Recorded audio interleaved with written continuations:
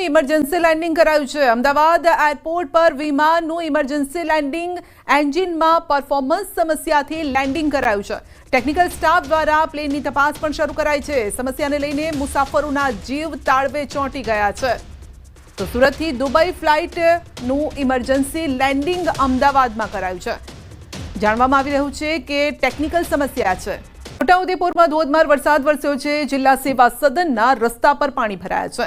તો વરસાદ ભારે છે, શહેરના રસ્તા પર પાણી વહેવા લાગ્યું। નદીની જેમ આ પાણી વહેતું હતું। પાણી ભરાતા વાહન ચાલકોને મુશ્કેલી ભોગવવાનો વારો આવ્યો છે। તો આગાહી મુજબ વરસાદ વરસી રહ્યો છે। આજે મધ્ય ગુજરાતના કેટલાક વિસ્તારો અને દક્ષિણ ગુજરાતમાં ભારે વરસાદની આગાહી કરવામાં આવી છે। તો ભારે વરસાદના કારણે શહેરમાં નદી વહેતી હોય તેવા દ્રશ્યો સર્જાયા। રસ્તા પર પાણી ભરાઈ ગયા હતા।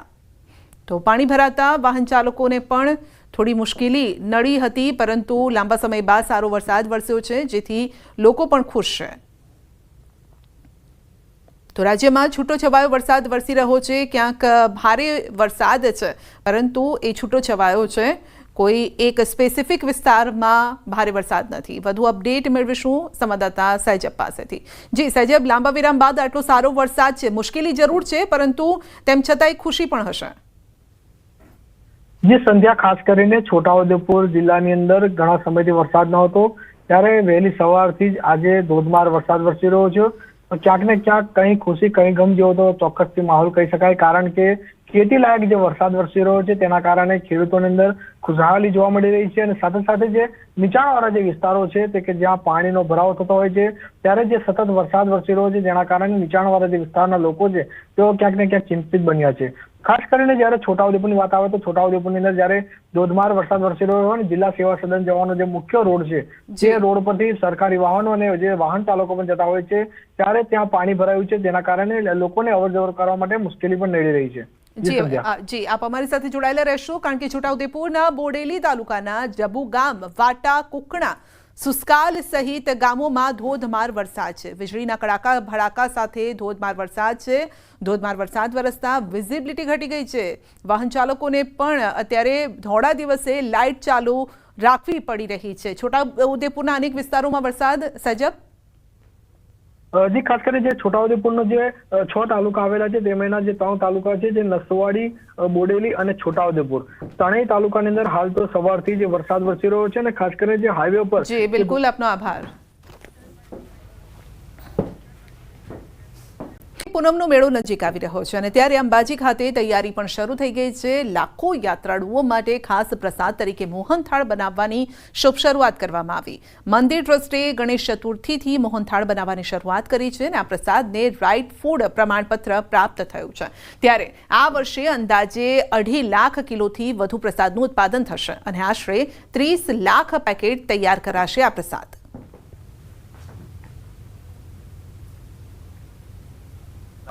કામગીરીનો શુભારંભ કરવામાં આવ્યો છે। આજે અંદાજિત 51 ગાણ એટલે કે 16,575 કિલો મોહનથાળનો પ્રસાદ બનાવવામાં આવશે। 325 કિલો જેટલી વિવિધ સામગ્રીનો ઉપયોગ કરવામાં આવે છે તથા અંદાજિત 4,000 જેટલા બોક્સ એક ગાણમાંથી બને છે। અંબાજી ખાતે ભરાનાર ભાદરવી પૂનમના મેળાને હવે ગણતરીના દિવસો બાકી રહે છે, ત્યારે અંબાજીમાં આવતા 35 લાખથી વધુ શ્રદ્ધાળુઓ અને જે અતિ પ્રિય મોહનથાળનો પ્રસાદ માનવામાં આવે છે તેને આજે બનાવવાની શરૂઆત થઈ ચૂકી છે। અને આપણે બતાવવા માંગીશ કે જે અહીંના કારીગરો છે, કારીગરો મોહનથાળનો પ્રસાદ બનાવવાની શરૂઆત કરી દીધી છે। ચોક્કસપણે બતાવીશ કે આ પ્રસાદ જે છે ભાદરવી પૂનમના મેળા માટે 2.5 લાખ કિલો જેટલો પ્રસાદ આજે બનાવવાની શરૂઆત કરવામાં આવી છે। અને ચોક્કસપણે કહીશ કે આના માટે જે છે લગભગ 25 થી 30 લાખ જેટલા નાના મોટા પેકેટ તૈયાર કરવામાં આવશે અને જે યાત્રિકોને વિતરણ કરવામાં આવશે। અને ચોક્કસપણે આજે મંદિરનો મોહનથાળનો પ્રસાદ છે તેને રાઇટ ટુ ફૂડનો સર્ટિફિકેટ પણ પ્રાપ્ત કરવામાં આવ્યું છે, જેને આજે આ વિધિવતની જે પ્રસાદ બનાવવાની કામગીરીને જિલ્લા કલેક્ટર દ્વારા ખુલ્લી મૂકવામાં આવી હતી। મહેન્દ્ર અગ્રવાલ, ન્યૂઝ 18 ગુજરાતી, અંબાજી। તો ભાદરવી પૂનમનો મેળો નજીક આવી રહ્યો છે અને તેને લઈને હવે પ્રસાદી બનાવવાનું શરૂ થયું છે, કારણ કે લાખો શ્રદ્ધાળુઓ ભાદરવી પૂનમના મેળામાં પહોંચતા હોય છે. ખાસ કરીને પગપાળા સંઘ પહોંચતા હોય છે અને દરેક વ્યક્તિ ત્યાંથી પ્રસાદ લેવાનું પસંદ કરે છે. પ્રસાદ ત્યાં પણ લે છે ને પોતે પણ બીજાને વહેંચવા માટે પણ લઈને આવતા હોય છે. ત્યારે મોટી સંખ્યામાં અત્યારે પ્રસાદ બનાવવાની અત્યારે તૈયારી પણ ચાલી રહી છે.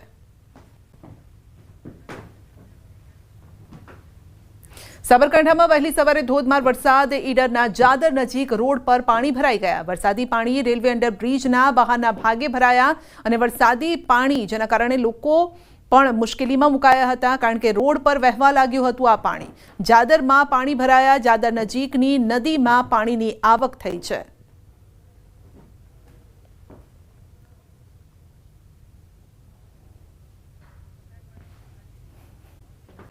આઉટસોર્સિંગ આધારિત માનદ વેતન ધારકના ધરણા છે. રોજમદાર કર્મચારી મહાસંઘના પ્રતિક ઉપવાસ સાથે ધરણા પડતર માંગણીને લઈને સત્યાગ્રહ છાવણી ખાતે ધરણા કરી રહ્યા છે. એનજીઓ રદ કરવા, સંમતિ પત્રક રદ કરવા, 12 માસના વેતન અને માનદ વેતન સહિતની પડતર માંગણીને લઈને વિરોધ કરી રહ્યા છે. રાજ્યના 88 કરતા વધુ માનદ વેતન કર્મચારીઓ આજે પ્રતિક ઉપવાસ કરી રહ્યા છે. 4,500, 3,750 અને 1,500 રૂપિયા મેળવતા માનદ કર્મચારીઓ વેતન વધારવા અનેક વખત રજૂઆત કરી છે. પ્રશ્નોનું નિરાકરણ ન આવે તો ઉગ્ર આંદોલનની ચીમકી ઉચ્ચારી છે. ગુજરાતની અંદર અન્ય માનદ વેતન ધારકને જે વેતન મળે એ વેતન અમને મળવું જોઈએ. અને ગુજરાતની અંદર 72 ટ્રાઇબલ એરિયા ખાનગી સંસ્થાને સોંપવામાં આખો તાલુકો એક જ રસોડેથી ન થાય તેના હિસાબથી અમે એનો વિરોધ કરીએ છીએ. અમારી માંગ છે અન્ય માનદ વેતન ધારકને જે પગાર મળે એ પગાર અમને મળવો જોઈએ. સ્કૂલની વાલીઓને ખુલ્લી ધમકી છે. પત્ર લખીને વાલીઓને ધમકી આપી છે અને વિરોધ કર્યો તો વિદ્યાર્થીને રસ્ટિકેટ કરવાનો પત્ર લખ્યો છે. જે વાલીઓ વિરોધ કરશે તેની સામે લેવાશે પગલાં. શાળામાં ઝીરો ટોલરન્સ પોલિસી હોવાનો બચાવ કર્યો છે. સમગ્ર ઘટના શાળાની બહાર બની હોવાનો અને વિદ્યાર્થીને પૂરતી મદદ કરી હોવાનો પત્રમાં ઉલ્લેખ કરાયો છે. 7 ડે શાળાના ધમકીભર્યા પત્રને લઈને ડીઓનું નિવેદન છે. વાલી અને વિદ્યાર્થીઓએ ગભરાવાનું નથી. આ પ્રકારનો પત્ર કેમ લખ્યો તે અંગે પણ શાળાનો ખુલાસો માંગવામાં આવશે. વાલીઓએ આ બાબતે કોઈ ગભરાવાની જરૂર નથી. જ્યાં આગળથી આ પ્રકારના મેસેજીસ આવે છે તેમની સામે કાર્યવાહી થશે. અહીંયા જે કોઈ રજૂઆત તમારે આપવી હોય, અમારું ટીમ શિક્ષણની એ પણ શાળા કક્ષાએ પણ ત્યાં છે અને એમના વોટ્સએપ નંબર બી છે. અમારો હેલ્પલાઇન નંબર પણ છે, સારથી હેલ્પલાઇન નંબર. તમે કોઈ પણ પ્રકારની ફરિયાદ શાળા વિરુદ્ધની હોય તો આપી શકો છો. હું પહેલાંથી પણ કહેલું છે. અહીંયા તેઓએ રજૂઆત જે કરી છે તેમાં શાળા સામે દંડનીય કાર્યવાહી, શાળાની માન્યતા રદ કરવા બાબતે જણાવ્યું છે. અમે આવેદન સ્વીકાર્યું છે અને વડી કચેરીને અમે મોકલી આપીશું. NFSA યોજના અંતર્ગત વડોદરાના કરજણ તાલુકાના 8,990 રાશન કાર્ડ ધારકોને નોટિસ પાઠવવામાં આવી છે. રાષ્ટ્રીય અન્ન સલામતી કાયદા હેઠળ આવતા રાશન કાર્ડ ધારકોને સરકાર તરફથી અનાજ આપવામાં આવે છે અને ત્યારે હાલમાં PM કિસાન અને પાન કાર્ડ KYCમાં બહાર આવેલા પાત્રતા વગરના રાશન કાર્ડ ધારકોને પુરવઠા વિભાગ તરફથી નોટિસ મળી રહી છે. જે અંતર્ગત 8,990 રાશન કાર્ડ ધારકોને નોટિસ અપાઈ છે અને આ પ્રકારની તજવીજ હાથ ધરાઈ છે, જેનાથી ખળભળાટ મચી ગયો. જેમાં જમીન ધારક 6 લાખથી વધુ આવક ધરાવતા હોય, GST ભરતા લોકોનો સમાવેશ કરાયો છે.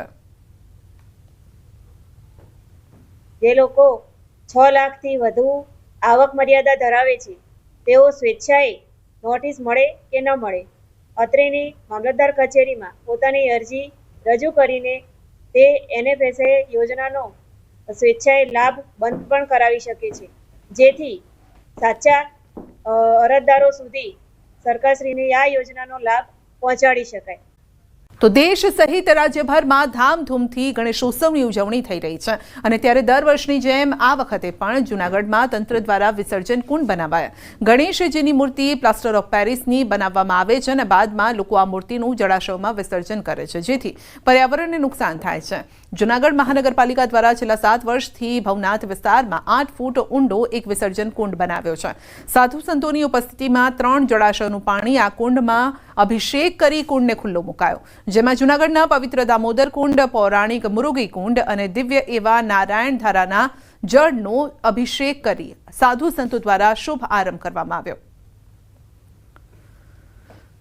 સ્થાપના કર્યા પછી જે લોકો ગણેશની મૂર્તિને પધરાવવામાં આવે છે તેને ધ્યાનમાં રાખી જૂનાગઢ મહાનગરપાલિકા દ્વારા એક કુંભનું આયોજન કરવામાં આવેલું છે. ત્યાં જૂનાગઢવાસીઓને એક અપીલ છે કે બધા લોકો જે આપણે સ્થાપના કરી છે એને વિસર્જન કરવા માટે આ જ કુંડની અંદર બધા આવે, જેથી કરી પ્રકૃતિનું અને કાર્ય કરતા જે વિસ્તારમાં જે કરતા હોય આયોજન કે નદી નાળામાં ન જાય. આપણે ગમે ત્યારે ગમે ત્યાં વિસર્જન કરી શકીએ છીએ. જેથી આપણી શ્રદ્ધાને પણ ઠેસ પહોંચે છે, સાથે સાથે આપણી આસ્થા અને આપણી પ્રકૃતિને પણ નુકસાન થાય છે. એ ન થાય ને આપણી શ્રદ્ધા અને આપણી પ્રકૃતિનું જતન થાય એવા ઉમદા હેતુથી મહાનગરપાલિકા એક સરસ મજાનું આયોજન કરે છે. સાપુતારાના ઘાટ માર્ગમાં ગણેશ મંદિર પાસે ભેખડ ધસી પડી અને જેના કારણે વાહન વ્યવહારને પણ અસર થઈ છે. તો સાપુતારાના ઘાટ માર્ગમાં ભેખડ ધસવાથી કોઈને જાનહાનિ નથી થઈ. ભેખડ ધસવાના કારણે વાહન વ્યવહાર ખોરવાયો છે. સાપુતારા પોલીસ ટીમ હાલ ઘટના સ્થળે પહોંચી છે. એક બાજુનો વાહન વ્યવહાર શરૂ કરવામાં આવ્યો છે.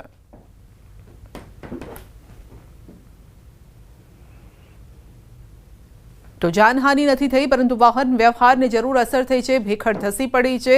ચોમાસામાં આવી ઘટનાઓ વધી જાય છે, ખાસ કરીને પહાડી વિસ્તારોમાં. તો ડાંગની આસપાસ જે પર્વતીય વિસ્તાર છે ત્યાં આ ઘટના ઘટી છે. હિંમતનગરનો હાથમતી જળાશય 100% ભરાતા થયો છે ઓવરફ્લો થતા ડીપ પર ફરી રહ્યા છે પાણી. ફતેપુરથી મહુ અને ભિલોડાને જોડતા રસ્તાના ડીપ પર પાણી ફરી વળ્યા. વાહન ચાલકો જોખમી રીતે વાહનો પસાર કરી રહ્યા છે. સવાલ એ થઈ રહ્યો છે કે કોઈ મોટી ઘટના સર્જાય તો જવાબદાર કોણ?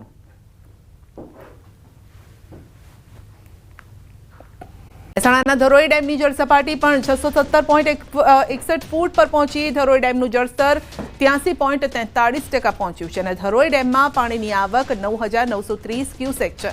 ધરોઈ ડેમમાં પાણીની જાવક 14,652 ક્યુસેક છે. ધરોઈ ડેમના 2 દરવાજા 2 ફૂટ અને 2 દરવાજા 3.5 ફૂટ ખોલાયેલા છે.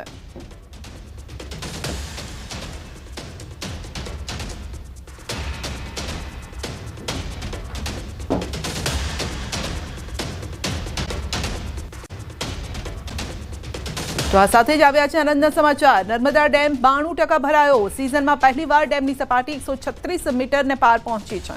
હાલ ડેમની સપાટી 136.12 મીટરે પહોંચી છે અને મહત્તમ સપાટી 138.68 મીટર છે. નર્મદા ડેમના 5 ગેટ 1 મીટર ખોલવામાં આવ્યા છે. નદીમાં 95,000 ક્યુસેક પાણી છોડવામાં આવ્યું છે. તો ડેમમાં 24 કલાકમાં 1.2 મીટરનો વધારો થયો છે. નર્મદા નદી કાંઠા વિસ્તાર ભરૂચ, નર્મદા અને વડોદરાના 27 ગામોને એલર્ટ કરવામાં આવ્યા છે. ઉપરવાસમાં વરસાદના પગલે તાપીના ઉકાઈ ડેમમાં પાણીની આવક યથાવત છે. ઉકાઈ ડેમની જળ સપાટી 335.69 ફૂટે પહોંચી છે અને હાલ ડેમમાં પાણીની આવક અને જાવક બંને સરખી છે. ઉકાઈ ડેમમાં હાલ 45,798 ક્યુસેક પાણીની આવક છે. ડેમનું રોલ લેવલ જાળવી રાખવા માટે આવક જેટલું જ પાણી તાપી નદીમાં છોડાયું છે. તો હાલ ડેમના 22 પૈકી 3 દરવાજા 4 ફૂટ સુધી ખોલાયા છે. 45,798 ક્યુસેક પાણી તાપી નદીમાં છોડાઈ રહ્યું છે. ઉકાઈ ડેમનું હાલ રોલ લેવલ 335 ફૂટ છે અને ડેમની ભયજનક સપાટી 345 ફૂટ છે.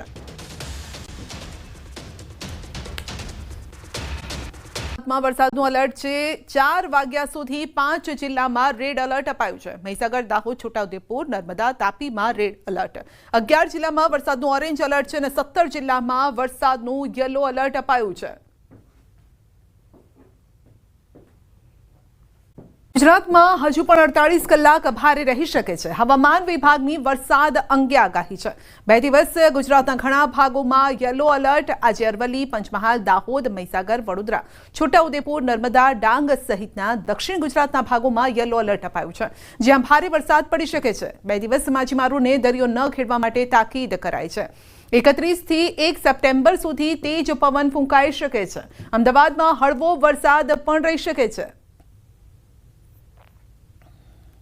इसमें हेवी रेनफॉल का वार्निंग गुजरात रीजन में दिया गया है. इसमें गुजरात रीजन में जो डिस्ट्रिक्ट आज 28 अगस्त के लिए जो डिस्ट्रिक्ट का कवर हुआ है, अरावली, पंचमहल, दाहोद, माहीसागर, बाडोदरा, छोटाउदेपुर, नर्मदा होते हुए दक्षिण गुजरात के सारे जिला के लिए येलो वार्निंग के साथ आइसोलेटेड प्लेसेस में हेवी रेनफॉल का वार्निंग दिया गया है.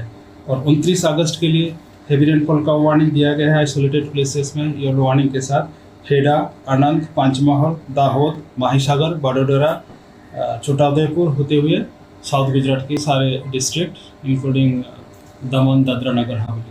તો અમદાવાદની 7th ડે સ્કૂલમાં વિદ્યાર્થીની હત્યા બાદથી સ્કૂલ વિવાદમાં છે અને તેથી ભયનો માહોલ પણ છે અને આ વચ્ચે જ 100થી વધુ વાલીઓએ બાળકોને સ્કૂલમાંથી કાઢવાનો નિર્ણય કર્યો છે. વાલીઓએ એલસી લેવા માટે અરજી કરી છે અને જેના માટે શિક્ષણ અધિકારીની ટીમે વ્યવસ્થા પણ ગોઠવી છે અને સ્કૂલમાં એડમિશન મળી રહે તે માટે પણ તંત્રે જરૂરી પગલાં હાથ ધર્યા છે. જુનિયર કેજીમાં છે, છોકરી છે, મોટો છે 6માં છે. પર આવું પ્રોબ્લેમ થયો એટલે મને થોડું વીક લાગે છે, એટલે મને બીજી સ્કૂલમાં ટ્રાન્સફર લેવાના જ છે. તો એલસી માટે નંબર લગાવ્યો છે, એલસી માટે આવેદન કર્યું છે. ના, એટલે સૌથી પહેલાં તો એ છે કે બીજી સ્કૂલમાં એડમિશન 7 ડે વાળાને અત્યારે માર્કેટમાં નેગેટિવિટી થઈ ગઈ છે કે 7 ડે વાળા કોઈ વિદ્યાર્થીને બીજી સ્કૂલોમાં એડમિશન આપવું નહીં. ઓકે, માર્કેટમાં નેગેટિવિટી એ ફેલાઈ ગઈ છે કે 7 ડે વાળા વિદ્યાર્થી બધા ખરાબ છે, અમને બીજી સ્કૂલમાં સારી સ્કૂલમાં એડમિશન ના મળે. એટલે મારી રજૂઆત અહીંયા એટલી જ હતી કે તમે અમને મદદ કરો બીજી સ્કૂલમાં એડમિશન લેવા માટે. એટલે અમને કીધું કે અમે 100% અમે મદદ કરીશું. જે સ્કૂલોમાં જે પ્રમાણેની વેકન્સી છે એ પ્રમાણે અમે તપાસ કરી અને તમને 2 દિવસની અંદર અમે ચોક્કસ મદદ કરીશું. મારો સન અહીંયા સિનિયર કેજી 8 સેક્શનમાં ભણતો હતો, પણ એકચ્યુઅલી ફર્સ્ટ પીટીએમ થઈ ત્યારે જ મેં ડિસાઇડ કર્યું હતું કે મારા સનને અહીંયાથી હું લઈ લઈશ, પણ એમાં આ કાંડ થયો એટલે પછી મેં મારા સનનું એલસી માટે અત્યારે પ્રોસિજરમાં આપ્યું છે અને ગવર્મેન્ટના ઓફિસરોએ કીધું છે કે 2-3 દિવસમાં એ લોકો અહીંયા સામેથી ફોન કરીને ફીઝ અને એલસીની પ્રોસેસ તમને કરી આપશે. એકચ્યુઅલી મેં અહીંયા ફર્સ્ટ પીટીએમ જોઈ ત્યારે જ જોયું હતું કે ટીચરો બહુ રૂડલી હતા, ત્યારે જ મેં ડિસાઇડ કરી દીધું હતું. પ્લસ એમાં અત્યારે થયું તો હવે મને મારું બાળક નાનું છે, મને સેફ લાગતું નથી અને બસમાં આવે છે, મારે રહેવાનું દૂર, કંઈક રસ્તા વચ્ચે કંઈક થયું તો મારા બાળકનું શું? બાળક અહીંયા 6th સ્ટાન્ડર્ડમાં ભણે છે અત્યારે હાલમાં, પણ સ્કૂલમાં આ ઇસ્યુ થયો પછી મેં મારું એલસી લેવાનું વિચાર્યું હતું અને પછી હું અહીંયા સ્કૂલમાં આજે આવી છું એલસી લેવા માટે. તો જે સરકારના જે ડીઈઓના જે અધિકારીઓ અહીંયા બેઠા છે એમણે મને અહીંયાથી એલસી આપવા માટે બી મદદ કરી છે અને સામે મારે જ્યાં એડમિશન જે સ્કૂલમાં લેવું હતું એ સ્કૂલમાં પણ એ લોકોએ વાત કરીને મારું એડમિશન કન્ફર્મ કરાવી આપ્યું છે અને હું અત્યારે સ્કૂલમાં જઈને ફીસ ભરવા માટે જાઉં છું. હા, આઈસીએસસી બોર્ડમાં જ હતું અને મારું એડમિશન પણ આઈસીએસસી બોર્ડમાં જ કરાવડાવ્યું છે એમને. આ ટીમને અમે વાલીઓને મદદરૂપ થવા માટે ત્યાં શાળા કક્ષાએ જ સવારના શાળાના સમયમાં ઉપસ્થિત રાખીએ છીએ. અત્યાર સુધી 125 જેટલા વાલીઓએ જે છે ઇન્ક્વાયરીમાં પોતાની વિગતો સાથે એલસી લેવા માટે દરખાસ્તો કરી છે, જેને ધ્યાને લઈ એમને મળવાપાત્ર જે શાળા હોય, નજીકની જે બધી શાળાઓ છે, અમે અમદાવાદ શહેરની તમામ શાળાઓને આમ તો જણાવી દીધું છે કે ભાઈ 7th ડેમાંથી કોઈ પણ વાલી આવે, ઇન્ક્વાયરી માટે આવે, એલસી ના હોય તો પણ પ્રોવિઝનલ એડમિશન આપવા માટે પણ અમે તમામ શાળાઓને જણાવ્યું છે.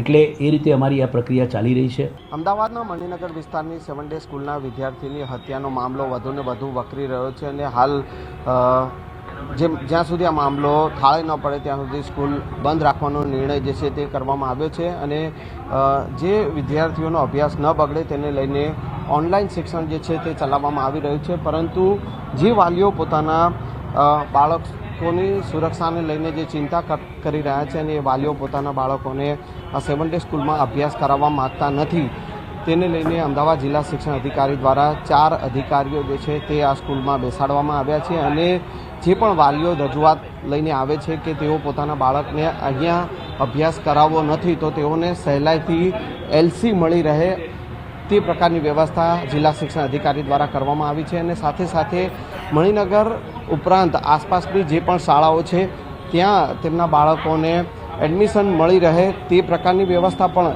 કરવામાં આવી છે. અત્યાર સુધીમાં 100થી પણ વધુ વાલીઓ જે છે કે તેઓએ પોતાના બાળકોને હવે 7 ડે સ્કૂલમાં ભણાવવા નથી તેવું મન બનાવી લીધું છે અને 100 જેટલા વાલીઓ જે છે તેઓ અત્યાર સુધીમાં અરજી કરી ચૂક્યા છે અને હજુ પણ અધિકારીઓ જે જિલ્લા શિક્ષણ અધિકારીના અધિકારીઓ અહીંયા બેસાડવામાં આવ્યા છે અને તેઓ જે પણ વાલીઓ અહીંયા રજૂઆત લઈને આવે છે તો તેઓની રજૂઆત સાંભળી રહ્યા છે. કેમેરામેન ખેંગા રાઠોડ સાથે સંજય કાંક, ન્યૂઝ 18 ગુજરાતી, અમદાવાદ. રાજકોટના બીએ ડાંગર હોમિયોપેથિક કોલેજના વિદ્યાર્થી ધર્મેશ કલસારિયાના મોતના કેસમાં નવો વળાંક આવ્યો છે. કોલેજ ડાયરેક્ટરે ઇન્ટર્ન વિદ્યાર્થી હરેશ જોગરાજીયા પર દોષનો ટોપલો ઠોડ્યો અને હવે ઇન્ટર્ન હરેશ જોગરાજીયાએ કોલેજ સામે ગંભીર આક્ષેપ કર્યા છે. કોલેજમાં પૈસા લઈને પાસ કરાવવાનો ગંભીર આક્ષેપ લગાવ્યો છે અને કેમ્પસ ડિરેક્ટર આત્મન મહેતા પૈસા લઈને વિદ્યાર્થીઓને પાસ કરાવતા હોવાનો આરોપ લગાવ્યો છે અને સાથે જ પોતાને આ કેસમાં ખોટી રીતે ફસાવવા માટે કાયદેસર પગલાં લેવા જણાવ્યું પણ છે. તો આમાં મેં તો કોઈને કાંઈ વચન તો આપેલું જ નથી અને હું કોઈને વચન આપી નહોતું, કારણ કે મારા બાપાની કોલેજ તો છે નહીં. લીગલીમાં આપણે જે કાર્યવાહી થતી છે એ બધી કોલેજ અમે કરવાની છે. ડાંગર કોલેજમાં સેન્ટર એ નહીં થાય, ભાઈ તમે પૈસા ફેંકો ને કામ કરાવો તમારું. વારંવાર વિદ્યાર્થીઓને ફેલ કરવામાં આવતો અને કેટી સોલ્વ કરવા માટે પૈસાની લાંચ માંગવામાં આવતી. અંદાજિત 7 થી 8 હજાર રૂપિયા લાંચ માંગવામાં આવતી. તો એ વિદ્યાર્થી તેના પ્રેશરથી લઈને હાલમાં આપઘાત 2 દિવસ પહેલા આપઘાત કરેલો. હાલમાં અમે અત્યારે ડાંગર કોલેજમાં આવી હતી અને એના બધા ક્લાસમાંથી વિદ્યાર્થીઓ અમારી સાથે આંદોલનમાં જોડાયા છે અને પ્રિન્સિપલ કે ટ્રસ્ટી કોઈ હાજર નથી. જ્યાં સુધી પ્રિન્સિપલ કે ટ્રસ્ટી હાજર નહીં થાય ત્યાં સુધી અમને મુદ્દે આંદોલન. વિદ્યાર્થીઓને પરીક્ષા દેવા એવું નથી. જ્યારે અમે આવીએ છીએ ત્યારે જે પણ જવાબદાર શિક્ષકો વિદ્યાર્થીઓને છોડી જતા રહે છે. વિદ્યાર્થીઓને છોડી જતા રહે છે. તો વિદ્યાર્થીના આપઘાત મામલે કોલેજનું નિવેદન, પાસ કરાવવા માટે કોઈ લાંચ લેવાતી નથી. હોસ્પિટલની ઓપીડી બાબતે જવાબ આપવો જરૂરી નથી.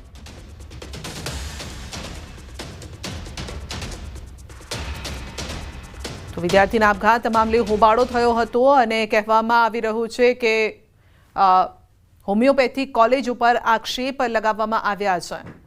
પૈસા લઈ અને વિદ્યાર્થીને પાસ કરાવતા હોવાનો આક્ષેપ લાગ્યો છે અને જે મામલે હોબાળો થયો હતો. તો વિદ્યાર્થી આપઘાત મામલે કોલેજનું નિવેદન છે. કોલેજે નિવેદન આપ્યું છે કે પાસ કરાવવા માટે કોઈ લાંચ નથી લેવામાં આવતી તેવું કહીને તેઓએ બચાવ કર્યો છે. તો ઓપીડી બાબતે જવાબ આપવો જરૂરી નથી તેવું નિવેદન આવ્યું છે.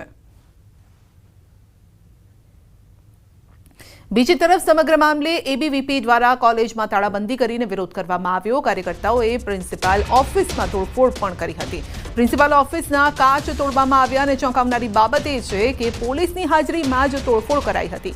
યુનિવર્સિટી પોલીસ મુખ પ્રેક્ષક બની રહી. એબીવીપીના હોદ્દેદારોએ કહ્યું છે કે 2 કલાક રાહ જોયા બાદ પણ ટ્રસ્ટીઓ અને પ્રિન્સિપાલ રજૂઆત સાંભળવા આવ્યા ન હતા. આખરે મુખ પ્રેક્ષક બનેલી પોલીસે એબીવીપીના કાર્યકર્તાઓ અને હોદ્દેદારોની અટકાયત કરી હતી. જે બી આ થયું છે એ અમે નિષ્પક્ષ અમે એવી રીતે તપાસ કરશું. જે બી તમારા પ્રોબ્લેમ્સ છે કે જે આ લોકોએ રજૂઆત કરી એની અમે તપાસ કરશું. જે બી ભાઈ મને બોલી તોડવા તપાસ કરશું. તપાસ કરી જે બી હશે એનું પરિણામ લઈ આવીને સોલ્યુશન લઈ આવશું.